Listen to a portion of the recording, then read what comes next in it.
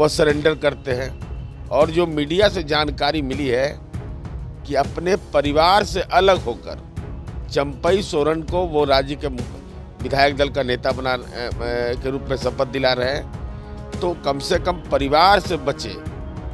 लेकिन दूसरी तरफ माननीय लालू प्रसाद जी हैं, भाई आपको तो पहले से ईडी का डेट मालूम था, ईडी आपको बार बार बुला रहा था, तो सांच को आँच क्या।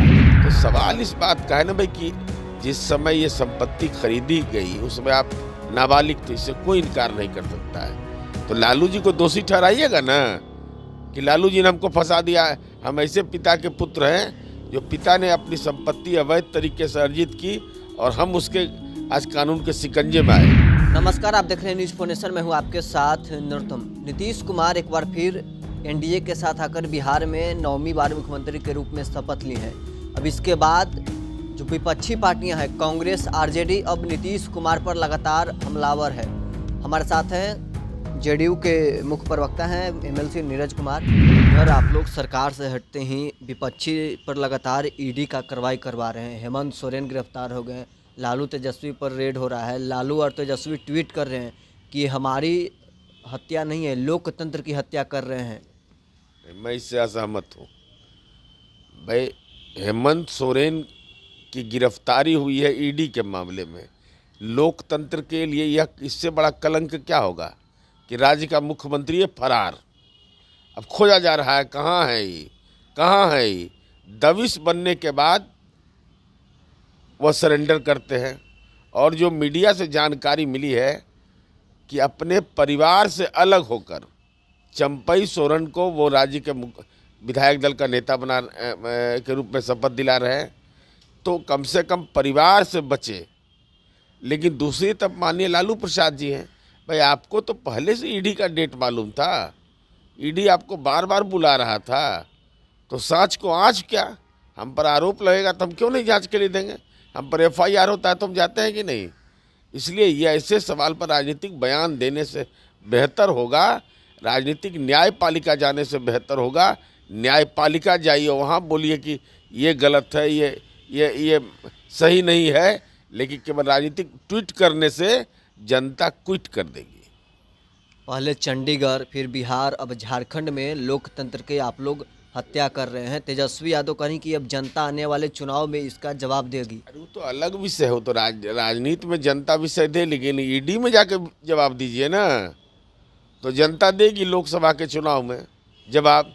लेकिन ईडी जिन सवालों का जवाब मांग रहा है, क्या सवाल है और क्या आपका जवाब है, जरा यही बता दीजिए लोगों के बीच में।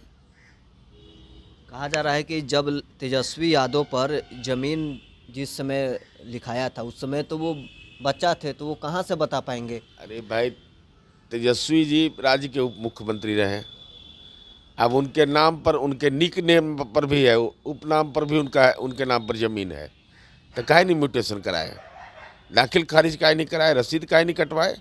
इसका मतलब बेनामी है। तो सवाल इस बात का है ना भाई कि जिस समय ये संपत्ति खरीदी गई उसमें आप नाबालिग थे, इससे कोई इनकार नहीं कर सकता है। तो लालू जी को दोषी ठहराइएगा ना कि लालू जी ने हमको फंसा दिया है। हम ऐसे पिता के पुत्र हैं जो पिता ने अपनी संपत्ति अवैध तरीके से अर्जित की और हम उसके आज कानून के शिकंजे में आए। तो यही ट्वीट कर दीजिए कि लालू यादव गुनाहगार हैं इसके लिए। प्रियंका गांधी का ट्वीट की थी कि बिहार में जिस प्रकार से सरकार में नीतीश कुमार इस्तीफा दिया, तुरंत राज्यपाल ने न्योता दे दिया मुख्यमंत्री को शपथ लेने के लिए। और झारखंड में कल देर रात मुख्यमंत्री को शपथ लेने के लिए आमंत्रित किया गया। पहले विधायकों को हैदराबाद ले जाने की प्लानिंग बनाई गई थी। मतलब बिहार में तुरंत शपथ दिलाने के न्योता मिल जाता है और झारखंड में रोका जाता है। बिहार में भी ये सारा घटनाक्रम 11 बजे हुआ और शाम में दिया गया और विधायकों का सशरीर उपस्थित थे। 128 विधायकों का हस्ताक्षर भी, सशरीर भी उपस्थित थे। अब महामहिम के फैसले पर हमको लगता है राजनीतिक टिप्पणी से भी कांग्रेस पार्टी को बचना चाहिए। आरजेडी के विधायक भाई वीरेंद्र ये कह रहे हैं कि अब गांव-गांव में आप जाइए, बच्चा नीतीश नाम लेने से भी इनकार कर रहा है। उनके माता पिता नीतीश नाम अपने बच्चों को रख भी नहीं रहे हैं, जिस प्रकार से नीतीश कुमार इतना बार पलटी मार दिए हैं। और आरजेडी कितना बार, आरजेडी को कौन बुलाने गया था? मैंने कसेली या पान गया था उनके घर पर, तो काहे आए थे मेरे साथ? मेरे साथ नहीं आते हैं? मेरा नैतिकवान अगर थे, नैतिकता की दुहाई देते हैं तो नहीं आना चाहिए ना। तो आ भी गए, फिर किनारे आप लोग को किया भी, तब प्रवचन दे रहे हैं। वो तो कह रहे हैं कि नीतीश कुमार के पास हम लोग नहीं गए थे, नीतीश कुमार हमारे सुप्रीमो के आवास पर आए थे। अरे वो लालू जी से बात कर लें, उनको लालू जी को ज़्यादा मालूम है, इनको नहीं मालूम है। तेजस्वी जी से बात कर लें, ज़्यादा अच्छा रहेगा। तो आपने सुना जेडीयू के मुख्य प्रवक्ता नीरज कुमार किस प्रकार से लालू परिवार पर एक बार फिर से हमला कर रहे थे। वो कह रहे थे कि लालू यादव पहले ईडी का जाकर जवाब दे दे, उसके बाद अब आगे सियासी ट्वीट करते रहेंगे। अभी तक के लिए बस इतना ही। आप बने रहे न्यूज़ 4 नेशन के साथ।